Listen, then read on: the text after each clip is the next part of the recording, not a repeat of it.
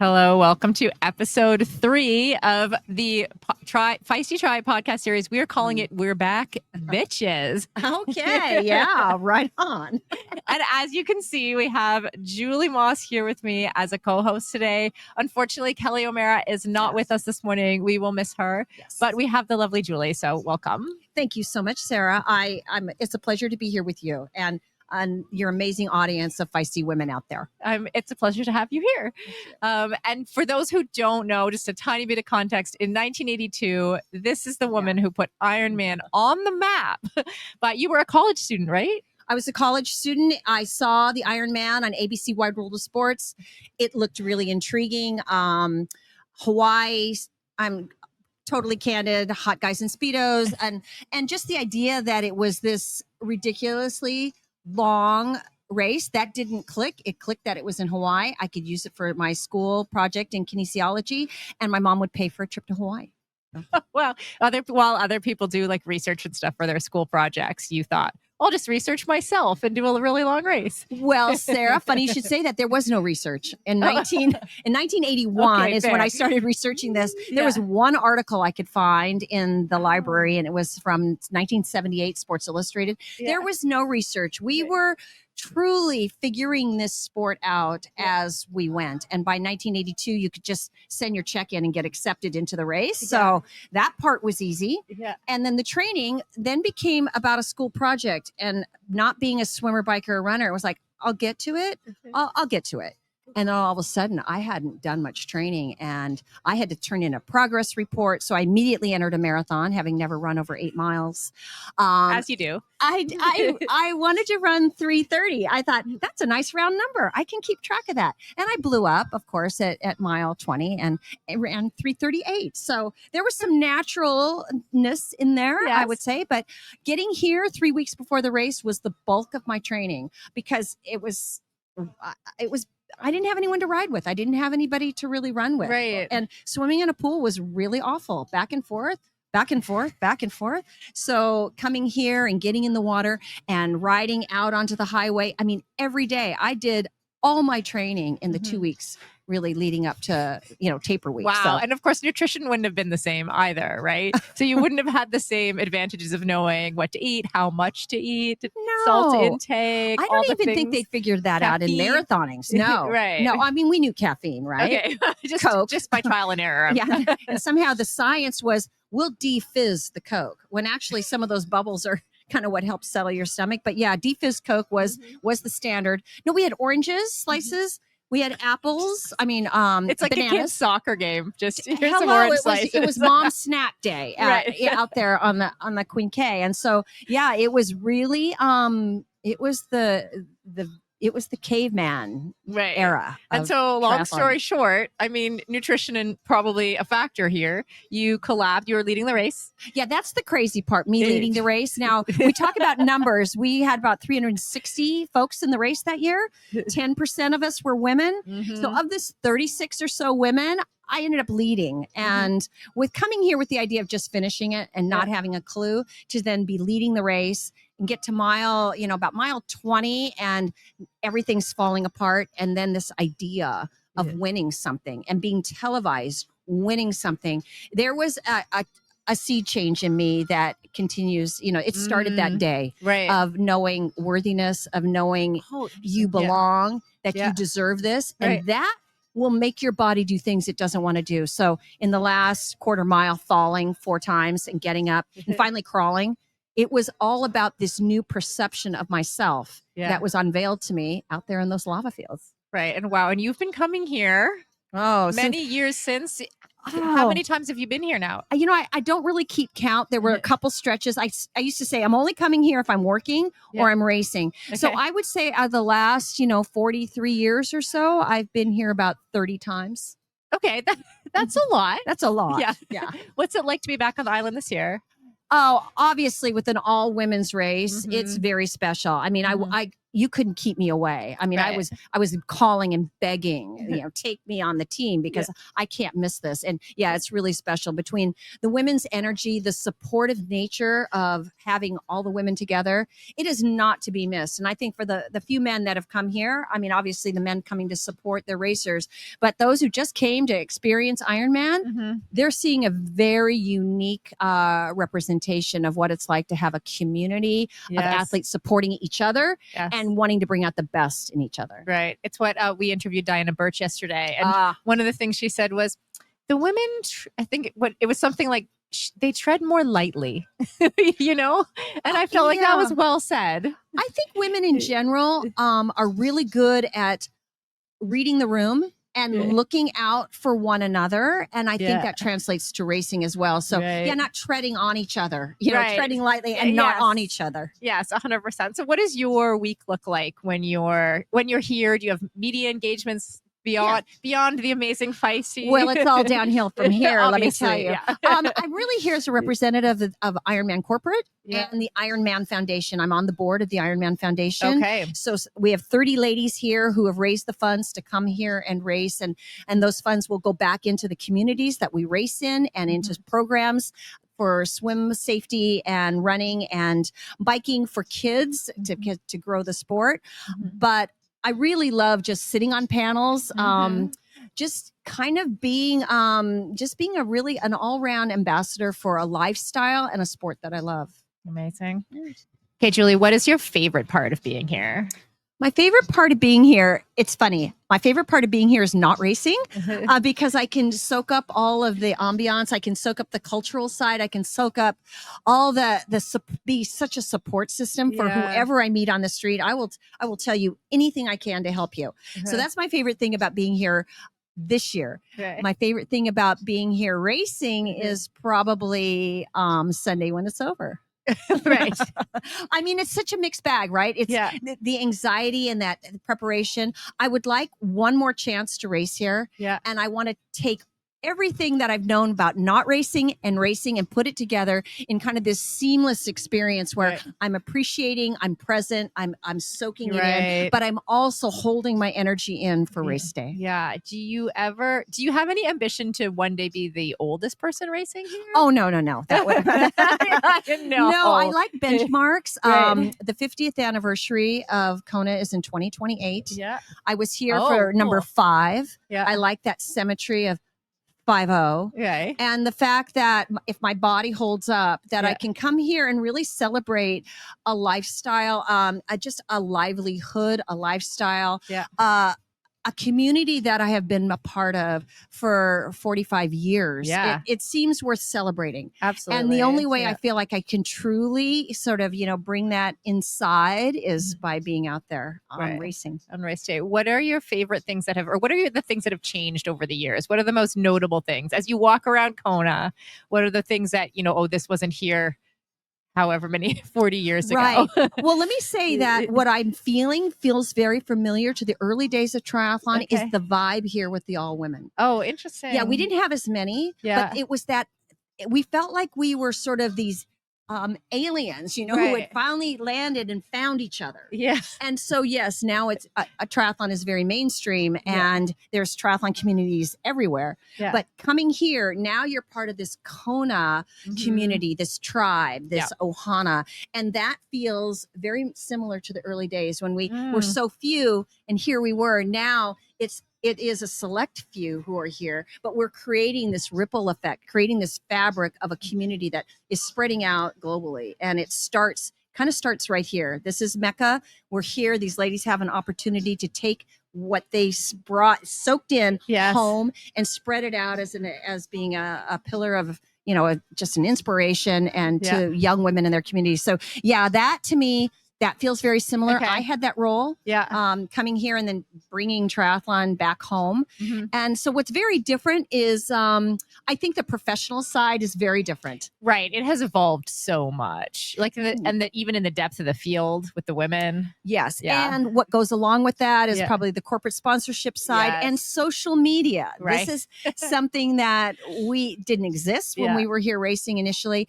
And to see how athletes sort of define themselves through social media media, how they can expand their brands. Mm-hmm. That to me is that's evolving. I love it. I think it's more opportunities, Yeah. right? Yeah. Yeah. It is really interesting because now over the years, even as doing media here, it used to be that the only people doing media or social media or podcasts were folks like us who weren't racing necessarily, but now the athletes themselves have entire media crews with them and have huge followings. And I mean, power to them, right? Like it's great to have so many eyeballs on the race. And Sarah, I have a question for you. With the expansion of all these individual podcasts and media entourages with the athletes, how has that brought you a bigger audience for your podcast with Interesting. Yeah, it has brought us a bigger audience. I think we definitely at Feisty have taken the kind of route of like speaking out a little bit, like being those advocates, being the voice sometimes that's unsaid, or saying some of those things that, often if you're in a situation with sponsorship, you can't necessarily say, or say on camera. Right. Right. So that's been part of our kind of the way that we've carved out our space in triathlon as well. And I love that because I get more information going on, listening to your podcast and going on your website and reading your articles. Scott, I still read articles. I think that you have also been on the forefront of creating this source of information that is, you're not taking the easy road. You're getting real information where it's needed. We'll just call you the CNN of podcast. I'll take that. We're the CNN of triathlon. No, there's sometimes information that doesn't flow necessarily, like on both ways too. So I think this year, for example, a lot of people didn't realize that actually there were less slots available for the women. So in 2023, we had 2,200 almost racing here. And this year we had 1,500. And it's not because women didn't take their spots, but it's because those spots weren't available. And then the flow of information the other way. So Ironman had provided a lactation station for the athletes, but nobody seemed to know about it. So we've just been spreading the word to everyone if they need it, so absolutely it's fun to do stuff like that. Yeah. And I honestly, I did not know that there was less spots for women this year. And we worked so hard on the pro side to get even distribution. And so to hear that there were less spots available, I think we've also discussed that could be a step towards narrowing the fields for 2026, but that's speculation. But it's let's just focus on what we have here, but keep talking about what we don't have. Yeah, exactly. So that's part of our role. Right? And so earlier in the week, we actually talked to Chelsea Sodaro. So we're going to hear from her and then come back. Okay. All right, Chelsea, we were just talking about this. Tell us about your fit. Hi, Kelly. This is a tennis dress from On. I thought it would be kind of fun to enjoy my race week outfits. On has such amazing fashion now. Obviously, they're a running brand, but they are coming out with the most unhinged dresses and like onesies and stuff. So I really quite enjoy the style. Now I'm thinking, are you a person that does the whole like nails and everything before a race day? Yeah, I have my nail appointment this afternoon too, actually. Okay. It's going to be Barbie pink. What else do you do during race day? Because I was just laughing about, like, I can tell all the pros are in their Airbnb liking every one of our reels. What do you do during race week to, like, stay sane, taper, relax? I don't look at Instagram, actually. I have a really good friend who's doing my Instagram right now. So I don't even look at it, which is super nice. But it's mostly chill. If I have a few moments this week where I am bored, then I'm doing it right. Okay. I'm, like, harnessing the energy. Yeah. Okay. Tell us about the energy on race day. It's, again, an all-women's day. The pro field is crazy this year. What is the energy like out there? Is it super intense? Is it supportive? Tell us. Yeah, I mean, I think the vibes here are already so amazing with all of the female athletes, professional and age group.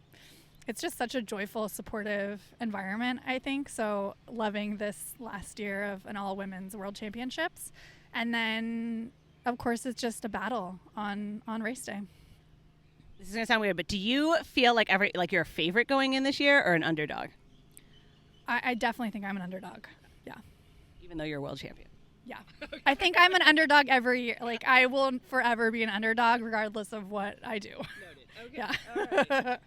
I was going to ask you something about your training. You were here for Kona camp 2 weeks ago. What does like a Kona camp entail? Like, are we putting out 50 hours a week? I know you were doing a bunch of videos, but tell us a little bit about what training goes into this. Yeah, I don't train 50 hours a week.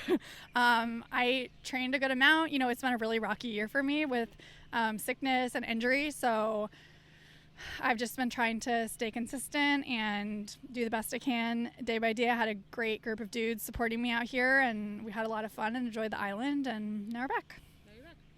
Does it feel hot to you? Does it feel like, I know you say you like get off the plane and you love it. Does it still feel hot to you? Yeah, I mean, like, we're all sweating out here, but I think you just got to embrace it, and hopefully people did heat prep for it. Yeah, hopefully.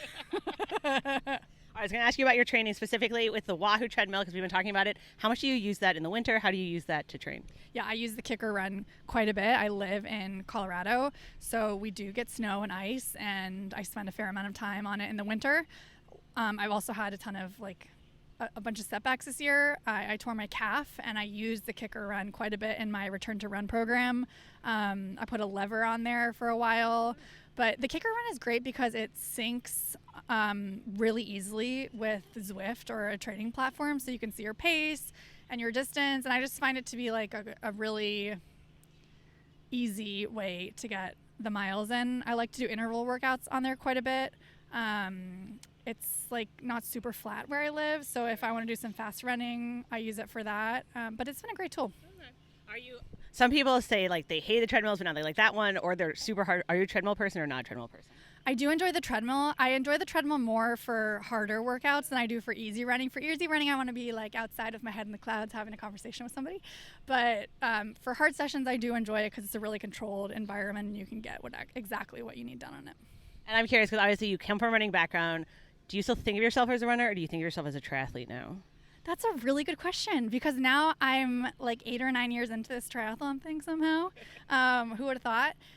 I think I'll always, be a runner at heart, and that's where my like strength has always been. But I've worked really hard to become a well-rounded triathlete, and I definitely feel, I guess, like a part of the community now, and like a sense of belonging. So it's good. Yeah, I feel like a triathlete. Yeah.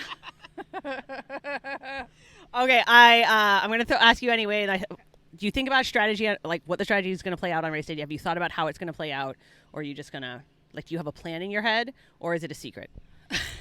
I mean, for me, it's just about executing the best day across swim, bike, run, and making good decisions out there. But I think I just want to get the best out of the fitness that I do have. Okay, so great to hear from Chelsea. I just want to give a shout out to our co-partner with Chelsea, Wahoo, with their kicker run treadmill. Right now, I have to check to make sure I get it right. You get a free Headwind Smart fan for $300 value with the purchase of a Wahoo treadmill, and the link will be in our bio. We also have lever movement systems that are available for 25% off, but only until Sunday. So jump on that. That's a really super good deal. And I was just telling Julie, it's like a kind of a anti-gravity, it saves, I'm sure. I mean, I even notice it now that I'm almost 50, that having a little anti-gravity help can really help with that run training. Absolutely. We could all use a little anti-gravity. And so I thought it was interesting there that Chelsea considers herself an underdog. She certainly isn't named in kind of the top 3 favorites often, but she's a lot of our favorites, Absolutely. I think she's does a pretty comprehensive training camp here. So I think the heat, she's got the weather dialed. Mm-hmm. She has mentioned, as she mentioned, she has some setbacks with injuries. But she's also been very transparent over the course of her 8 or 9 years in the sport with her struggles, whether it's psychological or physical. And so that transparency, I think, makes her very relatable. Yes, absolutely. And that it also kind of, I think, allows her to take some of those demons that you try and shield your competitors from or the world from because you want to put out this strong front, this invincible front. Yes. I mean, you take a Kat Matthews and she projects this complete strength. Yes. Former Army, complete strength. But Chelsea is more of the every woman, I think, off the course. She definitely has shared with us some of the things we've all gone through. So for her to say she's the underdog, I think that's just a perspective in that she's not being focused on, but I think she's very focused on having a pretty exceptional race. Oh yeah, I think she's focused. And I think it's part of the runner mentality in triathlon a little bit too, because you're always, if you come from a running background, you're always like Chelsea does. You're always coming from behind in the race itself too. Yeah. So that was kind of an interesting thing too that Kelly asked her about, like, do you still consider yourself a runner? And I think a lot of us relate to that part too, because often, no matter how many years we're in triathlon or whether we're world champion, we still kind of associate with this where we began, you know? Well, and where we began, like she said, that's like a secret weapon. That's her strength. That's her confidence. Even if she comes off behind, off the bike, she has got that run ready to go. Yes. And I think it does put that fear into her competitors in the front, which means they might be going too hard to get rid of Chelsea, and they might overcook on the bike, which makes it all get really juicy and fun for us as spectators to see how that all plays out. out. Do you think that's something that might happen on race day? Yeah, I think for sure. I think I have this I kind of podium in my mind. I don't know the exact order of it, but I give magic points to defending champions. Right. Chelsea was the last woman to win here. So there's a certain magic. I learned that being married to Mark Allen and with him defending his title. There is a certain something that it's a rite of passage that you've earned it. Not entitlement, but that you have earned that win, and you know something different about yourself being a winner. Yeah. And then so you take Chelsea's a former champion here. You take Laura Phillips, who won in Nice on a very difficult course. And she's been has she been on the podium here? Did she run into third here? Yes. Yes. So she's got an experience here, but she's also on paper, she looks like one of the favorites. And so then you throw in Kat Matthews and that race that Kat and Laura had in Hamburg is the stuff of Iron War legend. You know, they took it to each other and they just, no one gave an inch. That's what I would like to see here in Kona. And that's how they were also in Nice. Okay. Right? Like they were head to head. Yes. And then additionally add in Lucy there, who's probably going to be off the front. Right. So you have this amazing athlete who's won here before off the front. You have these two athletes who traditionally go head to head and are trying to catch together, probably working together to some extent. Yeah. And then you have the Chelseas of the world coming from behind with their run, and everyone's trying. So I do think it makes for extremely exciting racing. And that's what we want. We want exciting racing. I mean, you know, as Chelsea said in your interview, it will be battle, and it will be an epic battle because of their strengths, all those different strengths coming together at the start line. So I see Lucy, I see Kat and Laura fighting it out for the top 3 spots, and then I see Taylor, and I see Chelsea taking advantage for anybody who overcooks it and can just swoop in. And Taylor may be there from the get-go on the swim, but I think she's somebody who's still learning and still marking the top athletes. Yeah, of course. It's going to be a great day. And we did also grab a clip with Laura Phillipp. Oh, good. So let's watch that and we'll be right back. Triathlon's a big deal in Germany. After winning, what was it like? Do people recognize you on the street? How big a deal was it? Well, I guess I could still live my normal life, luckily, because I think, you know, being a triathlete, you're probably not striving for like the biggest fame. But it was still crazy that really like winning the Ironman World Championships is a big deal. And I definitely got recognized more. People are more interested I got more invitations to like media stuff. And that has been really cool because those are great opportunities, you know, especially to grow the female side of the triathlon with sport, and this is something I really care about. And to show that I'm able to win a big race like this as a German athlete was really special and cool. And then obviously the defending champ, that was a different location. So do you feel like the defending champ? Do you feel the pressure, or do you think of this as like a totally new, different thing? Yeah, honestly, I feel like it's a different thing because the race is so different. The courses, you can't compare them at all. I think personally I see more pressure on Lucy's side, like she is kind of the defending champion on the island, but still I don't want to count myself out, right? Like I'm here to give it my best shot, and I tried to prepare as best as possible for this different challenge, you know. The Nice preparation was big fun because I love climbing, descending and so on, but this is a different challenge, and I also really enjoyed to prepare for this. Not as much fun. It's more heads down and what's up. So maybe a bit more boring, but I did a lot of indoor training because I think that is really good for this course because you can't stop pedaling. But obviously Hawaii is beautiful and it's beautiful to swim here in the ocean. I got to swim with the dolphins. This is something that is really unique and I try to really soak up and enjoy. And how do you think it has to play out on Saturday for you to win? Like, how big a gap can you let there be? That's a good question. Like, I think it depends a lot on how I feel, if I can perform to my best capabilities. I think if I would, worst case scenario, I think I've seen here was like close to 10 minutes after the swim. I hope it won't be that much. I think, something like 5 minutes would be good. And then do my thing on the bike, see how far I can come, and then really hope for a strong run. And I think this race has shown that, gaps from 10 minutes can melt down, and I think kind of anything can happen. So it will not be too much about gaps and times, more about execution, still putting the pressure on late in the race. I think most of the races, they will be decided late, and I think if you look at my last race like Hamburg, it was on the last kilometers, and I think it will come down to something like that. Okay. Well, I did practice some sprinting, maybe just in case. Okay, it was great to hear from Laura there. I think it's very interesting that Laura, having won in Nice on a harder, different course, as Kelly pointed out, there's different expectations. It's a different race. But Laura has also been fourth here twice and third in 2023, the last time we were on the island. So she's a real contender in these conditions too. She's a lovely person to meet on the street. So she's kind of humble in her own way. Yeah. What I would love to have heard just one little piece that she's ready to graduate, from step up. Yeah, I love that. I think she's to take it. Yes. There's got to be something in the psychology that, she's saying that, she wants to execute and have her good day, and gaps aren't that important. But I know that, and her run is her strength coming through.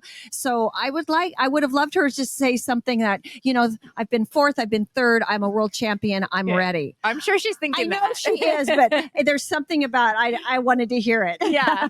So we'll get to hear it maybe post-race, but I think the idea of a late decision, whether it like comes a late down to sprint finish, a sprint finish would be the dream. Yes. To let the women do what the men have not been able to do, wouldn't that be great? Yeah. So and it absolutely could come down to that, just the way the race play. Like, a lot of people are kind of saying that it could be a very exciting finish. It could be, but the wear and tear of that final downhill, you've experienced that, Sara. Yeah. That would, if you are on the slightest edge, that could really separate you, just trying to stay with somebody down that last It's really hill. funny because I've found it's so different in different years racing here. So if you're having a good race, or if you're feeling excited about the finish line from Palani, you don't even feel that downhill. But sometimes if it's like death and dying and you're really feeling your pain, you feel it a lot more. Right. And I'm sure that the damage is essentially the same, but your mindset makes all the difference to what you're feeling in that moment. So there will be, like in Iron War with Mark Allen and Dave Scott, there was Mark made the decision to go on the uphill to try and break him because he wasn't confident that he could shake Dave Scott on a downhill. Right. I would be interesting to see if that plays out, if we have a very close race coming down to that last mile, to see if that strategy would still hold, or if we get our dreams sprint finish. Right. Yeah. Do you have a race strategy? Me have a race strategy? When at this stage in my life, my race strategy is to execute. Good. I love that. Just execute. And there's a rhythm to saving your energy and getting through the first, warming up for the first quarter of something, and then warming down a little bit and getting ready for the bike and getting ready for the run, and to marshaling your energy. And that is mixed right there with marshaling your nutrition, and all of it comes together or it doesn't. Right? It comes together in a good way, or it's just slightly off. And the thing I love about endurance sports is though you can totally screw it up, and then you can come back from it. Right. That's true. Yeah, you have time. Right. But a perfect race, does a perfect race exist in an Ironman? Marinda Carfrae said one of her wins was as close to perfection as she could get. Right. So I guess it does exist. But for me, how do you race? Just execute, get to the finish line. Right. And I feel like that kind of strategy is a lot more relatable to most of the other people, the non-Lauras and Chelseas of the world. Exactly. And the thing is, you're going out battling the course. They're battling the course in each other. That to me just is, that is ultimate respect. Yes. Yeah. Amazing. Well, Julie, thank you so much. It's been so fun to have you here in our island studio today. Look where we are. Yeah, exactly. Another year. Check the box. Exactly. Congratulations on all the amazing success with Vicey Media and the podcast. It's been fabulous to watch. Thank you so much. And congratulations to you on all your success here on the island over 40 plus years. Thank you.